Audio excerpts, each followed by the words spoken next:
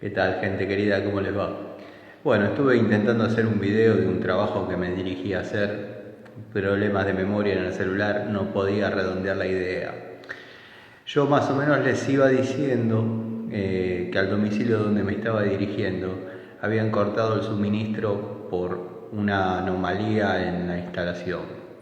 ¿Qué pasa? El cliente había llamado a Gas Natural, o Naturgy como se llama ahora, para informar que sentía olor a gas, esperando le den una solución. Obviamente Naturgy a los 20 minutos ya estaba en el lugar. La cuadrilla trabaja rápido ante un escape. ¿Qué pasa? Pierde, señor. Le vamos a cortar el gas. ¿Cómo van a cortar el gas? Dijo loco. Sí. Si hay pérdidas hay que cortarlo. ¿Y ahora qué hago? Llamo a un gasista. ¿Cómo es el asunto? Es lo que les intentaba decir y bueno, alguna que otra vez se los digo a todos. Mis clientes particulares ya me conocen y saben mi manera de trabajar, pero les aconsejo en líneas generales, si sienten olor a gas, ya sea en instalación interna o en la vereda, llamen a su gasista de confianza. Muchas veces la gente, por la economía o vaya a saber por qué, piensa que la empresa se hace cargo de algo y no se hace cargo de nada. La empresa es responsable de alguna pérdida en el caño maestro hasta la primer llave que está dentro del nicho. O sea, del regulador para abajo, inclusive el regulador es responsabilidad del propietario, cliente o ocupante de la finca, según dice el reglamento. ¿Qué pasa? Cuando lo cortan, dejan una hoja, un formulario que se llama 1022.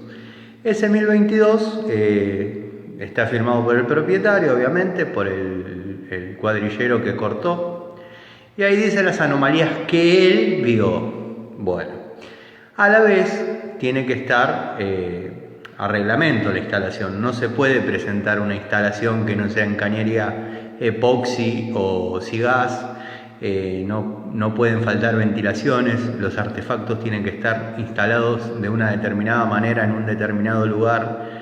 Y ahí donde hay que estar matriculado y saber mucho de reglamento y a la vez de cómo dimensionar una instalación de gas y el porqué de cada cosa. Bueno, sería muy largo entrar en esos temas.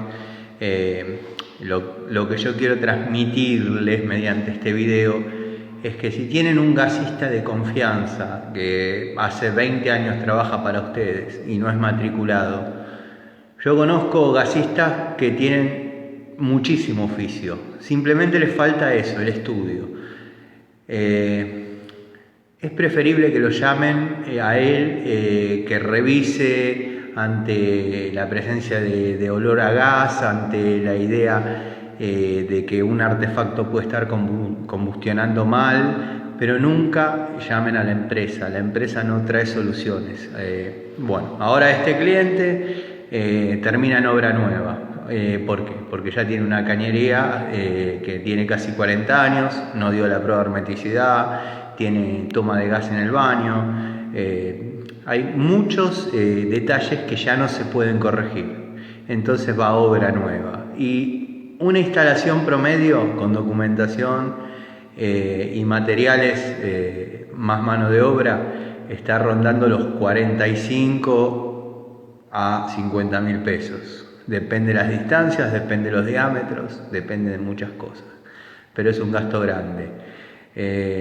Mi consejo es, nuevamente, con el gas no se juega desde ya, no es lo que estoy diciendo, pero confíen en su gasista, sea matriculado o no. Obviamente el ser matriculado es una garantía para el cliente de que certifica que uno sabe con lo que está trabajando, que es un combustible en estado gaseoso, que con determinado índice de acumulación tiene explosividad, o sea que es muy peligroso. Y si combustiona mal es tanto o más peligroso. Hasta ahí, perfecto. Hay que llamar al matriculado. Yo soy matriculado. ¿Qué pasa? Les puede parecer caro por el título, llamen al gasista, llamen a don Pedro, llamen a cualquiera, pero la empresa no trae soluciones. Eso es lo que les quería transmitir. Bueno, les mando un saludo a mis clientes, a mis amigos y espero estén bien. Gracias.